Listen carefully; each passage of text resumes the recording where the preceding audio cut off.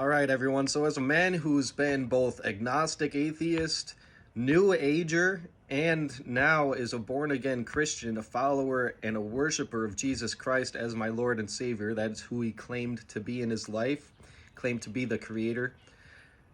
As someone who worships the Creator and who has believed all these different things, I want to tell you why you're missing out if you are not worshiping Jesus as God.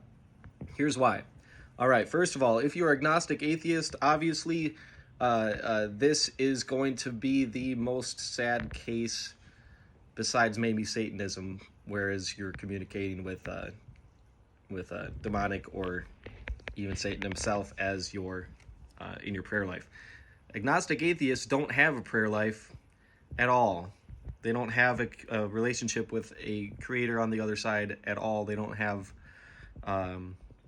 any sort of foundation in their life to communicate with the creator besides maybe in emotional instances when God is able to reach them. And that's sad to me. Satanism is even worse because they are so twisted in their thinking about these characters, who this person God is and who this character Satan is.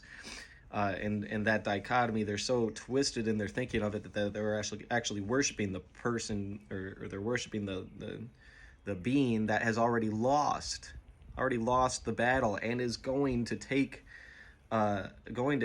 his demons to hell with him. It's like, dude, why? Have you really thought that one through? Missing out. Honestly, Jesus is great. He loves you. He really does. He doesn't want you to go down that path. And he wants you to know him, agnostics, atheists, personally. He became a human, and he made his life very, very historically sound for the rest of humanity to learn about him. He really wants us to know him. He gave us a lot of opportunity to do that in this world. Why are you missing out if you're in the New Age movement? Well, New Age is really just Satanism. It's the same philosophy. It's do as thou wilt. There is no sort of moral guideline that isn't fluid. It's really do as you want. And Satanism is the same thing. The Aleister Crowley, one of the most evil people in human history, in my opinion, he used to say his whole, I guess, slogan for Satanism was do as you wilt, do as thou wilt. So New Age movement, you can have communication with the spirit world, but when I was doing this kind of communication, I didn't really know who I was talking to. I think that Jesus, and Jesus is God, he's the personality of God. Jesus, being God, did communicate with me back when I was having spiritual communications, but I was also communicating with things that I did not know on the other side, which is really freaky when you think that you're talking to, but then you look back and you realize that you really don't know what was answering you back then, and it might not have been all that great. So yeah, no, New Age movement might call Jesus an ascended master, but it's kind of lower on the hierarchy.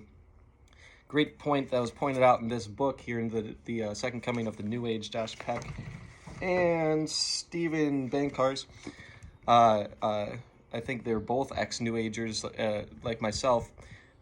Points out that Jesus is lower on the hierarchy than the position that he puts himself in the Gospels and his historical accounts of his life, which is in the place of God. He makes himself equal with God. So that being said, Jesus is not lower on the hierarchy. He's not an ascended master, similar to what you might think Buddha or a Muhammad or Lao Tzu or any of these prominent spiritual figures throughout human history might be. He's not in the ascended white brotherhood. That's a lie that I used to believe in as well. No, Jesus is God, and you're missing out if you are communicating with a Jesus that's just an ascended master, because you're not getting the full picture of who Jesus is.